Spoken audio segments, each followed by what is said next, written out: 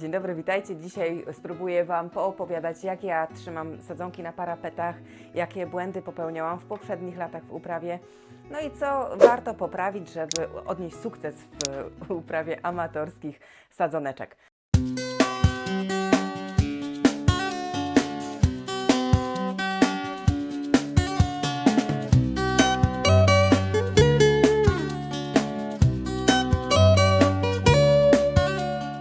Słuchajcie, od razu Wam tutaj też podpowiem, że nasze sadzonki w uprawie amatorskiej nie będą aż tak piękne, znaczy jest bardzo mała szansa na to, żeby były aż tak piękne, jak te, które są robione na masową skalę. Tam mają idealne warunki, a my mamy takie, jakie mamy. Najważniejsze jest, żeby wybrać sobie w swoich domach, mieszkaniach okna, parapety, które mają największy dostęp do światła. Najgorsze parapety, jakie są tylko dostępne, to te od strony północnej, ponieważ jak sami wiecie, słońce nie zagląda tam praktycznie wcale, a już w ogóle w takich wiosennych miesiącach, prawda? Terminy wysiewu. Słuchajcie, no z terminami wysiewu jest największy problem, ponieważ osoby, które mają jakieś tam doświadczenie, mają lepsze stanowisko, lepsze warunki na parapetach, mogą wysiewać sobie te pierwsze daty już. Jeżeli w ogóle macie szklarnię i doświadczenie, to możecie już sobie wysiewać w tych pierwszych terminach swoje sadzonki. Ale jeżeli dopiero raczkujecie w uprawie sadzonek, jeżeli dopiero gdzieś tam coś zaczynacie i nie macie jeszcze sprawdzanych, potestowanych różnych rzeczy, no to trzymajcie się raczej tych dat z samego końca, które są dostępne do uprawy. Dla przykładu, sadzonka pomidorów. Sadzonki pomidorów możemy sobie robić już od nawet stycznia, słuchajcie, no osoby tutaj w Polsce, które uprawiają pomidory na taką wielką skalę, oni już swoje pomidory wysiewają w styczniu, więc błędem jest mówienie, że pomidory można wysiewać dopiero gdzieś od marca. Nieprawda, w Polsce można pomidory wysiewać nawet od stycznia, ale trzeba mieć wiedzę, trzeba mieć sprzęt i możliwości do tego, żeby faktycznie ta uprawa się udała. Ja pomidory od wielu lat, to nie jestem nowym kanałem, który się pojawił, który tak naprawdę może mówić sobie co chce i nikt tego nie sprawdza. Jak dobrze wiecie, na moim kanale od wielu lat jest już pokazywane od nasionka aż do zbioru, co jest właśnie ważne, że ja nie tylko pokazuję jak coś wysiać, ale też pokazuję jak to zbieram, jak to wygląda w sezonie. Moje daty, które tutaj używam, w których się trzymam co roku z wysiewami, to są daty, które u mnie się sprawdzają, które u mnie działają i z którymi ja sobie radzę. A zawsze na każdych filmikach podaję dokładnie zakres, w jakim można wysiewać swoje sadzonki. Dla przykładu, niedawno został wrzucony odcinek jak wysiewać pomidory, na którym mówiłam, że ja pomidory wysiewam w Amore Pomidore, czyli na początku akcji Amore Pomidore. Akcja Amore Pomidore rozpoczyna się 14 lutego i trwa do samego końca sezonu, czyli nawet do października. Także każdy ma szansę, żeby w tej akcji uczestniczyć. W tej akcji nie uczestniczą tylko osoby, które razem ze mną 14 lutego gdzieś tam coś wysieją, tylko mogą dołączyć do tej akcji do samego nawet października. Terminy wysiewu musicie dobrać do siebie indywidualnie. Nikt nie jest Wam w stanie powiedzieć, jaki termin dla Was będzie dobry. Nawet tu można porównać do sapera. Saper się myli tylko raz, a my, ogrodnicy, możemy się mylić w nieskończoność, bo jeżeli nawet na przykładzie właśnie tych pomidorów, które bardzo szybko się wyciągają, jeżeli są wysiewane w zły sposób, to nawet jeżeli swoje pomidory wysiejecie w drugiej połowie marca i popełnicie te same błędy, no to też odniesiecie porażkę, po prostu. Także sam termin jest oczywiście bardzo ważny, ale równie ważny jest sposób trzymania tych sadzonek i sposób ich podlewania, wietrzenia i za chwileczkę o tym wszystkim Wam opowiem. Na przykładzie papryki. Słuchajcie, papryka, jak już wiele razy powtarzałam na moim kanale, jeżeli będziecie ją wysiewać w marcu, to ona nie zdąży Wam dojrzeć, a szczególnie taka, która będzie uprawiana w gruncie. Jeżeli w ogóle na przykład zdarzy się taki rok jak poprzedni, gdzie wiosna przyszła bardzo późno, gdzie ziemia się wygrzała bardzo późno. W zeszłym roku moje kany praktycznie kwitły dopiero na sam koniec sezonu, a to głównie przez to, że ziemia w marcu była bardzo wyziębiona, w kwietniu zaczynała się wygrzewać, w marcu jeszcze była chłodna, w maju i nawet jak w maju usadziłam moje kany, to wiedziałam, że one za szybko nie wystartują. I w takim zimnym roku, jak sobie wsadzicie paprykę do ziemi, to zanim systemy korzeniowe będą miały fajną, taką ciepłą temperaturę do wzrostu, to minie dużo czasu i ta papryka po prostu nie zdąży dojrzeć. A jeżeli byście sadzonki takie wysiali sobie wcześniej, to w maju, gdzie będziecie sadzić ją do gruntu, to ona już będzie wyrośnięta i wtedy te takie chłodniejsze warunki nawet wiadomo, że spowolnią ten wzrost i tę całą wegetację, ale nie będziecie aż tak opóźnieni. Zresztą w zeszłym roku bardzo dużo osób pisało w komentarzach, że gdyby nie to, że wcześniej wysiewali, to by po prostu nie zbierali papryki. Bardzo dużo też osób tutaj na grupie mojej ogrodowej gdzieś tam pod koniec sezonu skarżyło się i żaliło, że po prostu co ma zrobić, bo wszystkie papryki mają jeszcze zielone na krzakach. No i najczęściej były to osoby, które wysiewały gdzieś tam w drugiej połowie marca. No po prostu były papryki za późno wysiane. Papryki potrzebują długiego okresu wegetacji. I teraz na przykładzie moich papryk. Słuchajcie, moje papryki były wysiane 3 lutego. Wyglądają tak. Czy to są wyciągnięte sadzonki? Nie. Wiele osób pokazuje swoje rozsady papryki, które wysiali nawet miesiąc po mnie i mają dużo wyższe te sadzonki. Dlatego teraz przenieśmy się na moje parapety i pokażę Wam i poopowiadam krok po kroku, jakie błędy popełniałam w poprzednich latach. Popatrzcie sobie na te papryki. Są ładne, zielone, widać, że stały w tamtą stronę do okna, bo są skierowane w tamtą stronę, a nie w tą do Was. Mogę troszeczkę przesunąć, żebyście widzieli, jak powinny być do Was. Ale o czym chciałam mówić już na samym początku, to jeżeli wysiewacie nasionka i wysiewacie do tych wielodoniczek, w ogóle same wielkości są już ważne. Jeżeli chcecie wysiewać sobie rozsady, to starajcie się wysiewać do większych doniczek niż do takich maluteńkich, bo macie większą kontrolę nad tym wszystkim.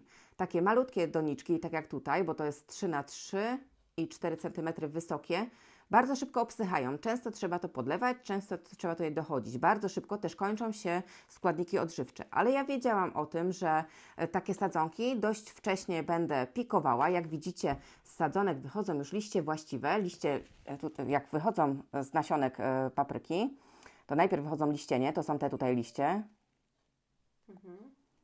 To są te tutaj liście, jak widzicie, to są liścienie, a te, które tutaj wychodzą ze środka, które będą już przypominały normalne liście papryki, to są liście właściwe. I jak tylko zaczynają wychodzić te liście właściwe, to już jest dla nas sygnał, tak jak tutaj na przykład, to już jest dla nas sygnał, że możemy zabrać się za przesadzanie, za pikowanie naszych sadzonek. I tak jak tutaj widzicie, przypadkowo wpadły mi 2 nasionka, wykiełkowały oba, to ja bez sentymentów jedno usuwam. Takie małe pojemniczki to jest za mała przestrzeń dla 2. Tu trzeba po prostu zostawić tylko jedno. I zobaczcie, to są te same odmiany chyba, tak? Nie widzę tutaj dokładnie. Robertina, o właśnie. I teraz zobaczcie, te rosły obie razem, były zdecydowanie mniejsze niż te, które rosły pojedynczo. Widzicie? One były wysiewane w ten sam dzień, a wyglądają zupełnie inaczej. Niby by się wydawało, że co takiego, takie 2 sadzoneczki, a jednak jest bardzo duża różnica. Rośliny z jednej grupy, nie, jakby Wam to wytłumaczyć. Papryki, tak jak tutaj widzicie, czy na przykład pomidory, między sobą mogą dość znacznie różnić się liśćmi. Dla przykładu, tutaj mam różne odmiany papryki. Pomidory w ogóle mają też różne liście. Są pomidory takie, które mają liście takie tradycyjne pomidorowe, a są też liście takie bardziej paprykowe, które krzaki zbliżone są właśnie wyglądem do paprykowych. Są też odmiany ziemniaczane na przykład i także te liście mogą mieć różne kształty, ale też mogą mieć różne kolory. Tutaj jak widzicie mam odmiany różnych papryk czerwonych, żółtych i tak dalej, ale tu mam jedną sadzonkę odmiany czarnej. I ta sadzonka już od samego początku ma takie liście ciemniejsze. Tutaj te, które się pojawiają ze środka na początku są bardziej zielone, ale te liścienie generalnie od samego początku mają takie bardziej ciemne kolory. Później jak ta sadzonka trafi już do gruntu, to raczej już te liście będzie miała takie właśnie bardziej zielone, ale w początkowej fazie wzrostu raczej są takie ciemne. Co tu jeszcze mogę Wam opowiedzieć o tych paprykach, które tutaj mam? Na przykładzie tych papryk, no niestety muszę się pochwalić, że wieczorem, jak wietrzyliśmy wczoraj sobie mieszkanie, to zostawiłam otwarte okno balkonowe jak szeroko przez dłuższy czas i nie sprawdziłam, ile stopni jest na zewnątrz, a musiało być koło zera i faktycznie było, bo na parkingu wszystkie auta były dzisiaj rano białe i niestety mój bakłażan, szlak jasny go trafił. Zobaczcie, jak wygląda. No po prostu jest przemarznięty. I Jeżeli macie właśnie swoje rozsady na parapetach gdzieś przy oknach balkonowych albo wietrzycie, to ja zawsze robiłam tak, że tą firankę zasłaniałam sobie tak cały bok tych moich właśnie regałów, które tutaj mam na balkonie. Wczoraj, nie chcę zwalać na męża, ale to on otwierał balkon i po prostu zapomniał o tym, żeby tą firankę gdzieś tam przyłożyć. Papryki stały właśnie zaraz koło drzwi balkonowych, no i po prostu je przez ten dłuższy czas wietrzenia przechłodziło. Nie wiem, może odbiją, zobaczymy, czas pokaże. Bakłażany są mniej odporne na spadki temperatur niż papryka, więc może być różnie z nimi. No ale na szczęście wysiewałam je dość wcześnie, bo bakłażany też wysiewałam 3 lutego. Teraz wezmę sobie po prostu te zmarnowane sadzonki dla swojego bezpieczeństwa, żeby na pewno mieć je w przyszłości. Wezmę szybciutko nasionka na wacik, położę taki mokry, zwilżony, położę te nasionka, włożę do woreczka, położę gdzieś tam w ciepłym miejscu, gdzie temperatura będzie około 24-25 stopni i te nasionka mi wykiełkują zdecydowanie szybciej niż jakbym teraz tutaj gdzieś sobie wsadziła. Teraz może przejdźmy do temperatury. Temperatura u mnie na parapetach, co jest bardzo, bardzo ważne właśnie, to ta temperatura na oknach. Na parapetach się zaczyna życie, ale też i często kończy. Słuchajcie, no tak to jest, że osoby początkujące chcą wysiewać, mają chęci, a to jest najważniejsze, bo żeby odnieść jakikolwiek sukces albo porażkę, to trzeba mieć chęci, więc od czegoś trzeba zacząć. I teraz najczęściej zaczynamy od tego, że kładziemy rozsady nie na jakichś tam wzniesieniach, tylko stawiamy bezpośrednio na parapetach okiennych. No i się zaczyna wyciąganie sadzonek jak żyrafa. Na parapecie, tutaj tak niziutko, jest często po prostu ciepło od kaloryfera, więc żeby rozsady odpowiednio się rozwijały, to bardzo ważne jest to, żeby wyłączyć kaloryfer, który jest na dole. Jeżeli macie rośliny takie jak papryka, bakłażany czy inne ciepłolubne, które najlepiej kiełkują właśnie w ciepłych temperaturach, to wynieście to gdzieś do innego pomieszczenia. One nie potrzebują dostępu światła. Możecie je położyć gdzieś w innych pokojach, gdzieś nawet w łazience, gdzieś na podłogówce, gdzie jest non-stop fajnie ciepło, ale na parapecie, na którym trzymacie rozsady, wyłączcie kaloryfer, bo nawet w przeciągu 2 dni sadzonki Wam się mogą bardzo mocno wyciągnąć. Dzisiaj mamy piękny, słoneczny dzień. Ja jeszcze mieszkam w bloku ze starej płyty i doskonale wiecie, że ściana cała jest po prostu z okien. Jest duże okno z jednej strony, okno balkonowe i mniejsze okno z lewej strony. Sadzonki trzymam po prawej stronie mojego pokoju, dlatego, że jak słońce za chwileczkę nam tutaj wejdzie, to pierwsze co, to będzie świecić tutaj, a nie po tamtej stronie pokoju, bo po tamtej stronie jest ściana od balkonu, która początkowo nie dopuszcza światła na parapety. Więc ważne jest, żeby ustawić sobie sadzonki w takim miejscu na parapecie, że jak słońce zacznie wchodzić na tą ścianę, to najwięcej światła później będzie tutaj. No i teraz następne. Pamiętajcie o tym, żeby właśnie nie stawiać. Czyli cofając się, żeby dokładnie wszystko Wam opowiedzieć, bo dzisiaj w ogóle jest bardzo przykry dzień. Dzisiaj mamy 24 lutego. Od samego rana informacje ze świata są straszne. Dodatkowo jeszcze właśnie rozmawiałam z Wami na Instagramie o tym, że bardzo dużo osób ogląda moje filmiki i nie słucha, po prostu nie słucha. I jeden z widzów gdzieś tam coś wyczytał w jakichś komentarzach, gdzie ktoś tam neguje moje terminy czy tam sposoby wysiewu, ale tak naprawdę wynika to z tego, że te porażki tych osób wynikają z tego, że zazwyczaj nie słuchają. A filmik, który trwa godzinę, przeglądają w 5 kliknięciach i już wyciągają na podstawie tego wnioski. Mam na swoim koncie mnóstwo osób, które odnoszą sukcesy, a głównie dlatego, że po prostu słuchają, co się do nich mówi.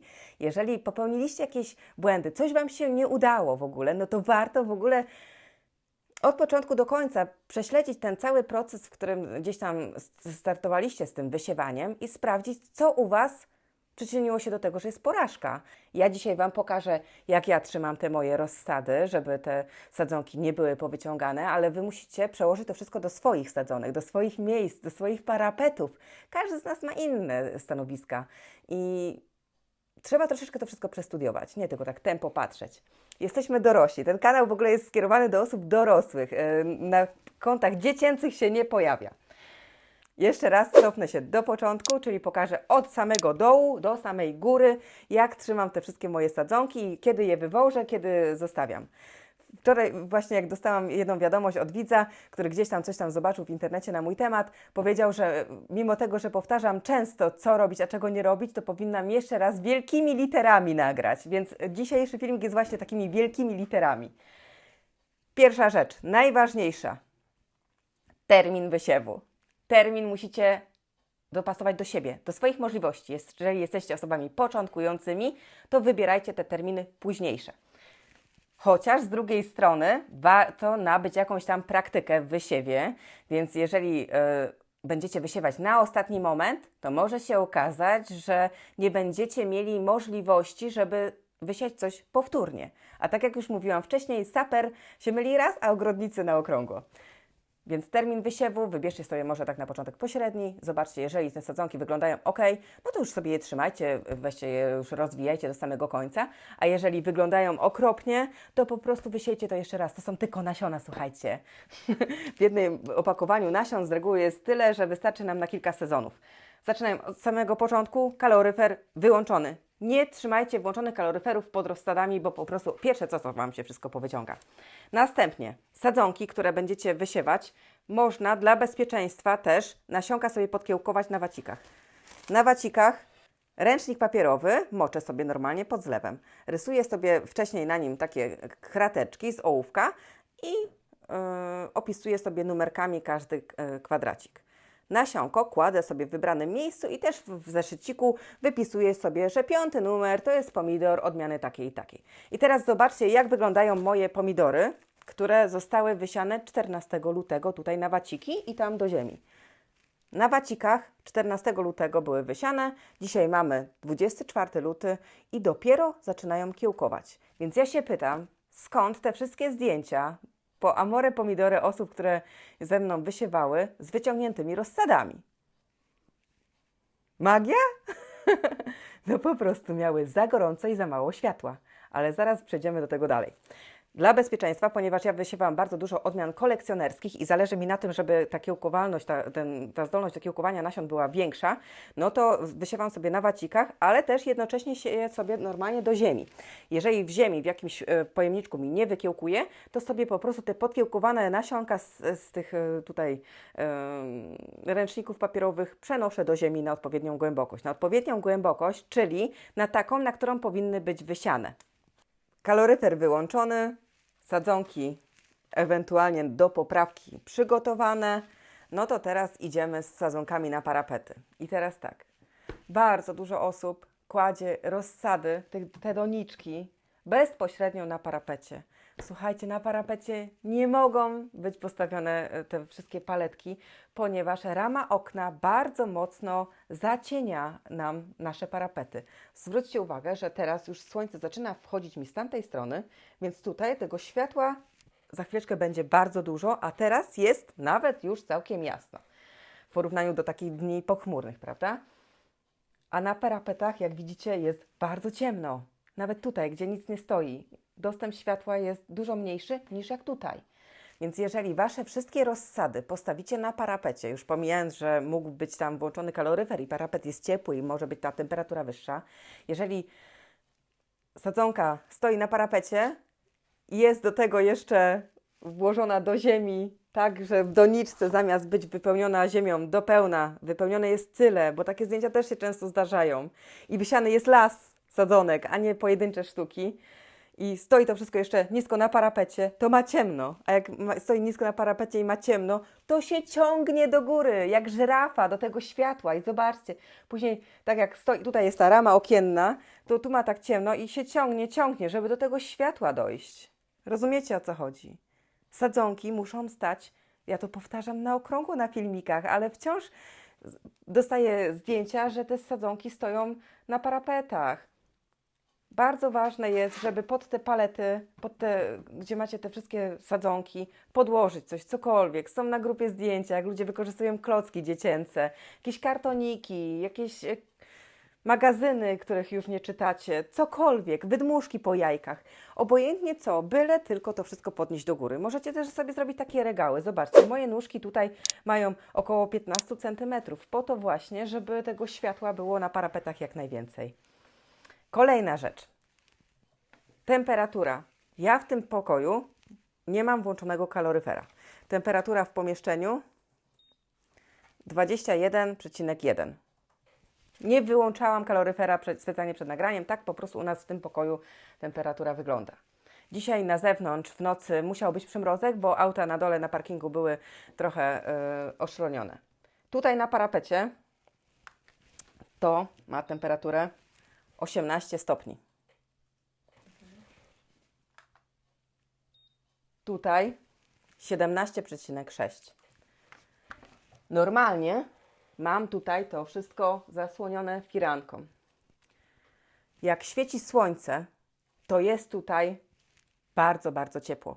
Więc takie słoneczne dni ja sobie po prostu tą firankę od góry rozsuwam albo całkiem odsłaniam tak po bokach ją układając. Nie jest to ładne, zjawiskowe, ale mi zależy na tym, żeby te sadzonki się dobrze rozwijały. Co do temperatury jeszcze. Jeżeli mamy piękny, słoneczny dzień, bo świat się nie kończy, nie zaczyna na początku marca, czy tam w połowie lutego, tylko te sadzonki będą na parapetach nawet czasami do maja. Na samym początku, jak słońce świeci nam z zewnątrz, tego światła w pierwszych miesiącach wcale nie jest tak dużo, mimo tego, że słońce nam fajnie świeci i ostro. Na początku sezonu do końca marca tak naprawdę światła na parapetach cały czas jest za mało. Także musicie bardzo rozsądnie poustawiać te wszystkie swoje rozsady, żeby tego światła dać tym sadzonkom jak najwięcej się tylko da. Także bardzo ważne jest to, żeby wybrać sobie takie parapety, które faktycznie mają tego słońca więcej. Jeżeli ta cała rozsada stałaby po tamtej stronie pokoju, to tego światła by nie było prawie wcale słonecznego. Z tego względu, że po prostu tak idzie słońce, to przynajmniej te 2 godziny tamte okno ma mniej niż to. Co jeszcze mogę Wam podpowiedzieć? Gdzie jest ta płyta? Tu. Co roku na tyłach moich parapetów zawieszam taką deskę. Nie deskę, płytę. Ja tą płytę kupiłam sobie, słuchajcie, w IKEA za 5 zł. Ona tutaj do góry ma takie dziurki, nie wiem od czego to nawet miało być, jakaś półeczka pewnie. Przykleiłam sobie tutaj folię aluminiową, jak słyszycie, szeleści. I tutaj włożyłam sobie 2 trytytki, które robią zawieszaczki. To wieszam sobie tutaj na oknie.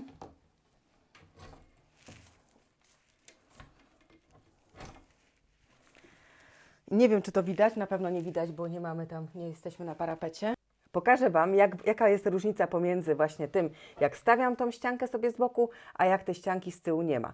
Ta ścianka z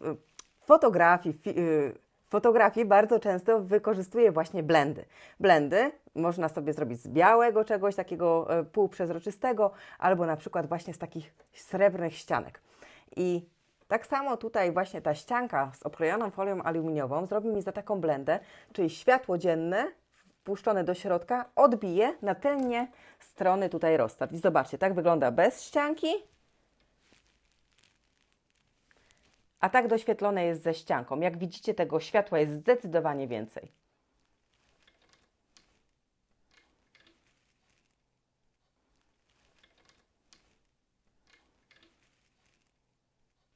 Teraz kolejna rzecz. Te rośliny, które wiem, że lubią się bardzo szybko wyciągać, czyli na przykład pomidory, jakieś tam sałaty, kapustne. Zaraz w ogóle będę mówić o temperaturach sadzonek i kiedy one są u mnie na parapecie, a kiedy od razu, jak tylko po kiełkowaniu, wyjeżdżają sobie do ogródka, bo to też ma bardzo duże znaczenie. Jak widzicie, pomidory stoją w najjaśniejszym miejscu na moich parapetach, z tego względu, że pomidory mają tendencję do tego, żeby wybiegać. Jeżeli są właśnie na parapetach postawione tutaj na dole i dodatkowo pod spodem tam hajcujemy ostro i temperatura jest bardzo wysoka, to one w 3 dni się tak wyciągną, że będą wyglądały koszmarnie. Tak, Marka, chodź tu podejść bliżej. Na chwileczkę odłożę mój por i pokażę Wam, jak wygląda sadzonka pomidora w uprawie amatorskiej w pierwszy dzień, może drugi, po tym jak wykiełkowała. Bo to jest dopiero pierwsze, które wybiło. Tu mam jeszcze 2. Wysiewane były 14 lutego, dzisiaj jest 24. Zobaczcie, jak wygląda. Nie mam tutaj miarki, nie będę, bo znajdę. To jest paleta z pomidorami, które wysiewałam 14 lutego. Dzisiaj mamy 24 luty. Pojawiają się dopiero pierwsze 3 sadzoneczki, zaczynają kiełkować. Ta paleta, która była wysiana też 14 lutego, przed chwileczką Wam pokazywałam, jak wygląda. czyli wszystkie nasionka dopiero zaczynają kiełkować, więc w najbliższych dniach mogę dopiero się spodziewać pierwszych wschodów tam w ziemi. Ta sadzonka, która wykiełkowała, zobaczcie, ma jakieś 1,5 centymetra. Jeżeli obserwujecie mnie na Instagramie, to obiecuję, że za kilka dni podejdę z tą samą miarką i pokażę tą samą sadzonkę, jak ona będzie wyglądała po kilku dniach. W najbliższych dniach, dzisiaj ma być cały dzień słońce, więc na pewno nie wybiegnie, a w kolejnych dniach przez 2 dni ma padać deszcz. I w takich dniach, gdzie pada deszcz, ja doświetlam lampami, bo wiem doskonale, że jeżeli zdarzy się taki rok, gdzie non-stop pada deszcz, to niestety te sadzonki wyglądają gorzej. Ale z racji tego, że uwielbiam uprawiać pomidory i to postawiłam na to, że w zeszłym roku zamówiłam sobie lampy, a wcześniej przez ponad 10 lat uprawiałam bez lamp. Po prostu w tych latach, kiedy zdarzało się, że w drugiej połowie lutego, w pierwszej połowie marca wciąż były pochmurne dni i nie było słońca, no to po prostu miałam wybiegnięte sadzonki. Ale tak naprawdę w uprawie pomidorów to nie jest żaden wielki problem, bo pomidory i tak w takich malutkich pojemniczkach nie mogą być za długo. Jak tylko mi wykiełkują, jak tylko zaczną dostawać właśnie tych liści właściwych, tak od razu będę je przenosić do nowych pojemników. Nowe pojemniczki na początku, z racji tego, że po prostu nie mam nieograniczonej ilości na parapetach, tylko ograniczoną, na początku będę te wszystkie sadzonki przenosiła do pojemniczków P4, czyli 4x4x4, albo do P6, czyli 6x6x6. I te sadzonki będę pikowała aż po same uszy. Jak dokładnie to robię? Możecie zobaczyć sobie na filmikach z poprzednich lat. Co roku pokazuję to samo. Tutaj, jak widzicie, dopiero pojawiają się moje pierwsze pomidoraski, więc w najbliższych dniach spodziewam się, że to kiełkowanie tutaj będzie coraz większe. Bardzo ważne jest przy kiełkowaniu pomidorów, żeby one nie były takie zalane, żeby to nie było takie mokre, bo na początku oczywiście nasionko musi napęcznieć, musi mieć dosyć sporo wilgoci, żeby to wszystko ruszyło. Ale jak zaczynają się pojawiać pierwsze wschody, to ta ziemia nie może być przemoczona, bo to wszystko zacznie nam gnić. I bardzo często też wchodzi zgorzel korzonka, zgorzel to też wejdzie, jeżeli ziemia była beznadziejnej jakości. Zdarza się często tak, że obojętnie jaką ziemię kupujemy, to tak naprawdę nawet od najlepszego producenta ta ziemia może być beznadziejna, z tego względu, że na magazynach po prostu czasami źle przechowują tą ziemię i stoi na przykład taka ziemia sobie na parkingach gdzieś tam na paletach, gdzie na okrągło pada na to deszcz. One są ostreczowane, do środka ten śnieg wpada, ten deszcz i to wszystko wciąga się w te wszystkie worki.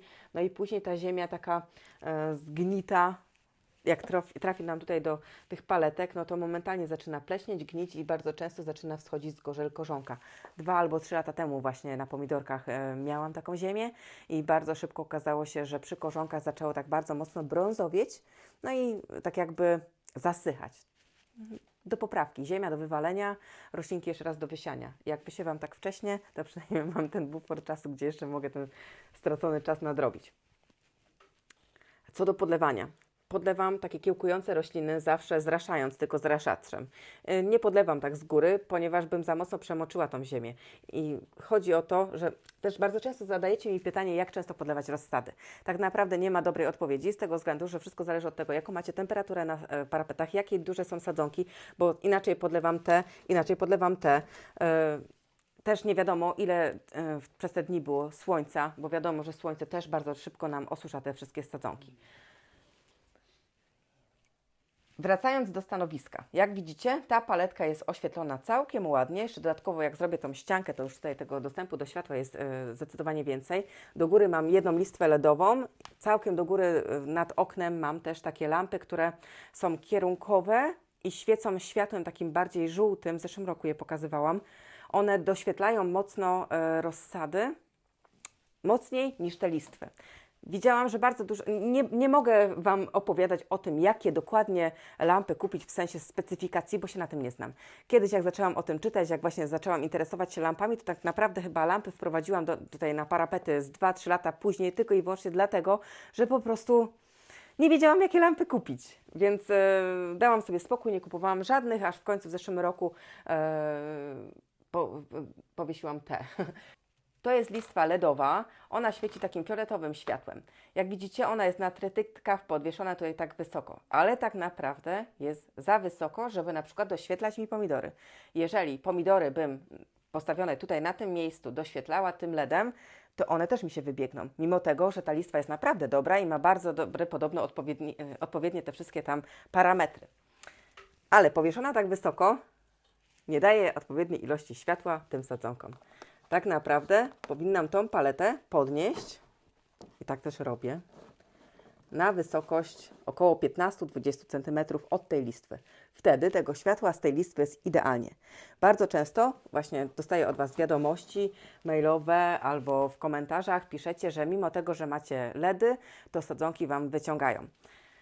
Po pierwsze, pamiętajcie o tym, że nie mogą stać nad ogrzewanym parapetem. A druga sprawa, że po prostu te żarówki są za wysoko. Trzymamy, no, w zależności pewnie od producenta. Na instrukcji obsługi pewnie było to napisane. Stawiamy po prostu, ja moje 10-15 cm, może 20, w zależności od tego, jaką roślinę doświetlam. A później, jak one zaczynają rosnąć, no to troszeczkę tam opuszczam niżej. Moimi lampami doświetlam tylko i wyłącznie w dni pochmurne i deszczowe. W tak normalne dni już mam sprawdzone, że na moich parapetach światła jest wystarczająco w słoneczne dni, więc nie świecę wcale. Co do miejsca, zobaczcie. Tutaj są postawione te pomidory, a tutaj są te cebulowe. Cebulowe nie stały tutaj. Pomidory tak naprawdę stały tu na dole na parapecie, bo do kiełkowania światła nie potrzebują. Teraz wszystko muszę poprzestawiać tak, żeby po prostu postawić w takich kolejnościach, gdzie te rośliny będą miały tego światła więcej. Te wszystkie cebulowe stały tutaj, czyli tego światła miały całkiem spoko. Jak widzicie, por ładnie już wykiełkował kilka dni temu. Zresztą widać to po tym, że jeszcze jest zagięty i jeszcze się nie naprostował. Jak widzicie, to nie jest wybiegnięty por, tylko to jest idealna rozsada pora. Jestem z tego bardzo dumna, bardzo ładnie sobie wyrósł. Teraz z racji tego, że musiałam zmienić lokalizację pomidorom, tutaj pod nagranie, te paletki stoją w tym miejscu. To jest jedno z najgorszych miejsc na tym parapecie, mimo tego, że jest to najjaśniejszy parapet. Zobaczcie, rama okna w tym miejscu powoduje, że tutaj te rozsady mają cień i mają cień praktycznie przez cały dzień. I w tym miejscu sadzonki będą wybiegały po prostu do tego okna, będą się wyciągały. Więc taką paletę koniecznie trzeba przesunąć na lewo. Widzicie? Tutaj wciąż jest w cieniu, więc stąd musi uciec na przykład tutaj. To są takie pierdoły, ale tak naprawdę powodują później takie niedopatrzenia to, że nasze rozsady nie wyglądają dobrze. Tutaj na górze mam rozsadę selera, bakłażanów, papryki jakieś tam do góry. Mam tutaj też rozsadę koleusów, które są malutkie, jeszcze trochę pokażą, jakie mają kolory i będę wszystko pikowała. Kapustne, jak widzicie, już nie są na moich parapetach, bo kapustne zaraz po tym, jak zaczynają kiełkować, wywożę sobie do szklarni. W szklarni kładę na ziemi, na grządkach. Ziemia w szklarni mojej z poliwęglanu o grubości 6 mm jest już wygrzana. Na to wszystko nakładam tunel z białej włókniny, żeby ta ziemia, która w nocy oddaje swoje ciepło, było to ciepło utrzymane pod tymi tunelami z białej włókniny, a nie rozchodziło mi się po całej szklarni. Więc to też jest bardzo ważne, że jak później wywozicie swoje sadzonki, to wywoźcie je po prostu w takie tunele. I co najważniejsze, takie sadzonki, które z parapetu mają trafić do jakiegoś zimniejszego pomieszczenia, muszą być hartowane chociaż przez 2-3 dni. Jak ja hartuję moje sadzonki? No te kapustne stały sobie właśnie tutaj z boczku, koło drzwi balkonowych i drzwi balkonowe przez te 3 dni przed wywiezieniem je na działkę sobie rozszczelniałam. Zazwyczaj na oknach jest tak, że macie albo tak, że otwieramy całkiem do góry, żeby odchylić, albo delikatnie, żeby rozszczelnić. No i ja właśnie tak te okno rozszczelniam sobie, że te chłodne powietrze cały czas dba o to, żeby na tym parapecie nie było za gorąco i żeby ta cyrkulacja powietrza była większa. I po 3 dniach takiego hartowania przez całe dnie wywożę po prostu do szklarni. Oczywiście wybieram sobie takie dni, w których jest dość ciepło, żeby ta kapusta nie była wywieziona od razu do szklarni, w której w nocy będzie 0 stopni, bo taka rozsada po prostu by mi się pochorowała albo całkowicie zmarniała. Zaczyna się marzec. Dni słonecznych będzie coraz więcej. Bardzo fajnie. Roślinki bardzo lubią słońce. Tak jak tutaj macie tą rozsadę cebulowych. Cebulowe też teraz właśnie postawię z lewej strony mojego regału.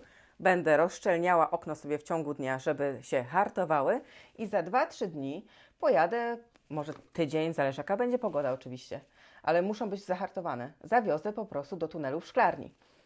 I w szklarni taką rozsadę cebulowych, bo akurat przy kapustnych to się nie sprawdza, ale przy cebulowych się świetnie sprawdza. Wezmę sobie tą doniczkę, trochę zgniotę, wyciągnę tą rozsadę i wsadzę sobie w ziemię w szklarni. Trochę dam tam nawozu tego ekologicznego z certyfikatem do upraw ekologicznych, wymieszam z ziemią, wsadzę tą moją rozsadę cebulowych i będzie czekała tak długo tam w tej szklarni, aż warunki atmosferyczne na zewnątrz będą odpowiednie do tego, żeby tą cebulę sobie czy tego pora przesadzić do gruntu. Następnie zwolnię miejsce na kolejne moje rozsady. Będę pikowała pomidory, będę pikowała papryki. Tego miejsca na parapetach trzeba mieć dosyć dużo. Kuszące jest, żeby zrobić sobie takie regały na oknach niżej, tutaj na przykład, nie? Żeby zrobić tych półek więcej. Tylko pamiętajcie o tym, że ten daszek też daje cień. I jeżeli będą te półki za nisko, no to mimo tego, że będziecie mieli te rozsady położone na takich jasnych parapetach, to i tak nisko ten cień będzie tworzony na roślinkach, więc ten odstęp, który tutaj podałam, musi być zachowany, dość odpowiedni. Ten tutaj się świetnie sprawdził, więc mogę Wam powiedzieć, że to było 52 cm. Odtąd dotąd, do tej deski, do góry. Te pół metra musi być. Zaczyna się marzec, zaczyna się coraz więcej pięknych, słonecznych dni, no i na parapetach wszystko będzie się fest mocno grzało. Bardzo ważne, jak widzicie na pogodzie, że dzisiaj ma być słońce, a rano idziecie sobie do pracy, no bo przecież nikt nie chce mieć cały czas odsłoniętych okien, gdzie te firanki w Polsce muszą wisieć. Rano, jak wiecie, że dzisiaj będzie piękne słońce, rozsuwajcie Wasze te firanki, ponieważ tutaj za firanką w taki piękny, słoneczny dzień między szybą a firanką może być nawet 40 stopni. Więc po pierwsze, bardzo szybko by Wam Wasze sadzonki wyschły, a żadna roślina nie lubi takiej skrajności, że raz są zalewane, a raz przemoczone. A po drugie, w takich bardzo ciepłych temperaturach rośliny rosną w oczach i mogą Wam się po prostu wyciągać. Więc takie rozsady jak sałata, rzodkiewka, one na parapetach w takich właśnie ciepłych warunkach wybiegną po prostu w jeden dzień. Rozsady takie jak właśnie kapustne, jak rzodkiewka, jak sałaty, to wszystko możecie sobie kiełkować w domach na parapetach, ale to wszystko, jak tylko wykiełkuje, musi być wywożone do szklarni albo do jakichś inspektów, do jakichś altanek na działkach. One nie mogą być trzymane na parapetach, na oknach, bo one po prostu bardzo szybko wybiegają. Wiele rozsad ja wysiewam sobie u mnie w szklarni. W szklarni wysiewam wszystkie rośliny, wszystkie byliny, wiele kwiatów jednorocznych, które na parapetach by mi się wybiegły bardzo szybko. Musiałabym przygotować taką dużą listę wszystkich roślin, które nadają się do trzymania na parapetach, do trzymania od razu gdzieś tam w jakichś szklarniach czy w altankach, ale no, muszę znaleźć czas na zrobienie takiej listy. To nie jest takie hop-siup, żeby to wszystko ładnie spisać, żebyście dać mi jeszcze troszeczkę czasu. Ale jak znajdę czas, to Wam to wszystko poopisuję. W każdym razie, cebulowe, jak wysiewacie na parapetach, jak tylko wykiełkują, jak tylko się naprostują, zacznijcie hartować i wywoźcie. Świat się nie zaczyna i nie kończy na marcu. Pierwsza połowa marca oczywiście jest chłodna, ale pod koniec marca czasami już mamy prawie że lato, więc na parapetach jest bardzo gorąco. W ciągu dnia takiego słonecznego, mimo tego, że odsuniemy firankę, to i tak na parapetach jest bardzo gorąco. Sadzonki, które rosną w takich idealnych warunkach, że w ciągu dnia mają tam po 35-40 stopni od szyby, w nocy w pomieszczeniach, tak jak u nas jest tam w bloku około 20-21 stopni, to te spadki temperatur do 21 to jest wciąż luksusowo. Dlatego ja w ciągu dnia, jak tutaj pięknie świeci słońce, zawsze otwieram balkon od góry. Chyba że tak naprawdę mocno wieje, to wtedy tylko delikatnie rozszczelniam. Ale chodzi o to, żeby te sadzonki miały bardzo duży dostęp do słońca i do światła, ale nie tak wysoką temperaturę. Więc jak sobie rozszczelnię trochę, to nie dość, że tutaj już się robi trochę chłodniej, to te sadzonki rosną zupełnie inaczej. Sadzonki trzymane na parapetach w takie właśnie słoneczne, marcowe, kwietniowe dni, one rosną ładnie zielono, nie wyciągają się, ale są takie wiotkie. One są takie delikatne. Jak zaczniecie otwierać obok okno i one będą czuły ten lekki powiew zimnego, to one będą takie rosły silniejsze, bardziej zielone, o grubszych łodygach, takie naprawdę zdecydowanie ładniejsze. Ale przestrogą niech będą dla Was moje bakłażany, które jak mają naprawdę za zimną temperaturę, to się czasami mogą wychłodzić za bardzo. Dlatego najlepiej jest robić tak jak ja, że tutaj tą firankę od góry, jak mam otwarty balkon, to po prostu tak trochę sobie nakładam na bok. I wtedy jest taka ścianka, taka barierka, że to zimne powietrze jakby nie idzie bezpośrednio na rośliny, tylko tak otacza z boczku. Pikowanie.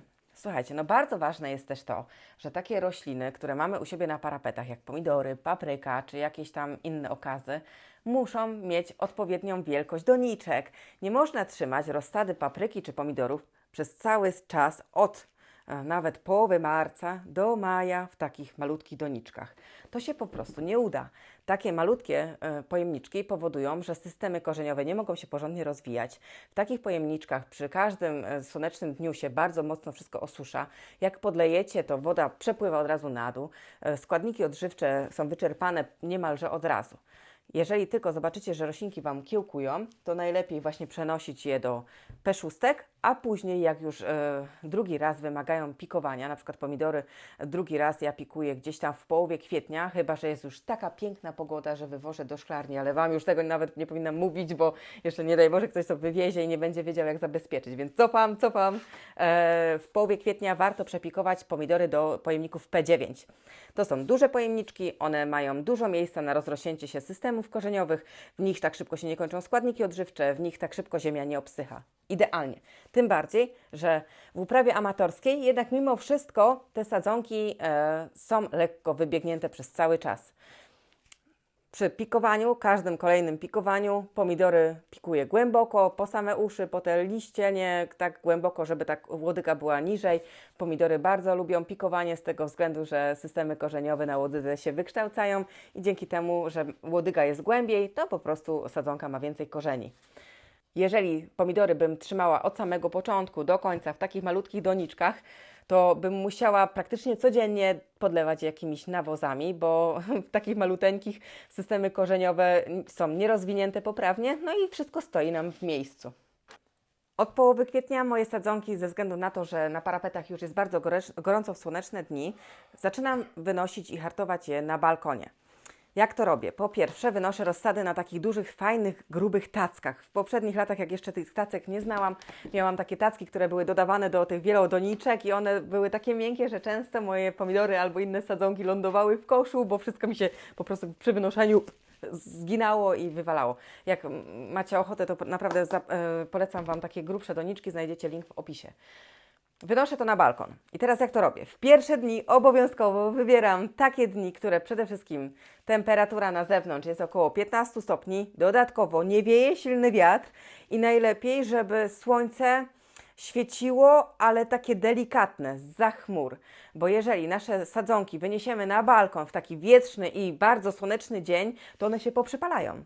One po prostu tutaj za parapetem, na parapecie, mimo tego, że niby słońce na nie świeci, to one nie są odporne na to, żeby słońce tak mocno, tak bez bariery szyby na nie świeciło. Więc jeżeli macie do dyspozycji balkony, to najlepiej, najbezpieczniej jest zrobić sobie takie parawany z białej włókniny. Ja to robię w ten sposób, że na te barierki, które mam na balkonie, przyczepiam klamerkami białą włókninę, ale nie od środka balkonu, tylko trochę od zewnątrz, albo tak przeplatam, żeby jak czasami by mocno zawiało, to żeby mi tego wszystkiego nie wyrywało i nie poleciało na sadzonki, bo mogą się połamać. Następnie stawiam sobie na podłodze te wszystkie moje rozsady. Ja mieszkam w bloku z wielkiej płyty, więc te posadzki, które są na balkonach, były zrobione betonowe. My mamy położone deski. Deski powodują, że podłoga nie jest aż taka zimna, więc mogę sobie spokojnie te rozsady położyć na te deski. Jeżeli Wy macie beton na ziemi, to jeżeli w nocy temperatura była około tam 5 stopni, to temperatura z posadzki jest bardzo zimna. Jeżeli stajecie na balkonie w skarpetkach i jest Wam tak całkiem spoko stopy, to znaczy, że taka paleta może być postawiona tam. Jeżeli jest Wam bardzo zimno w paluszki, to musicie coś pod paletki podstawić. Mogą to być deski, nie musi być na całej długości, mogą po prostu być 2 deski, na które będziecie po prostu na początku i końcu tak te palety wszystkie stawiać. Wietrzne, bardzo wietrzne dni nie wystawiajcie swoich rozsad na balkon, tylko po prostu otwierajcie sobie okno, żeby się wszystko ładnie hartowało.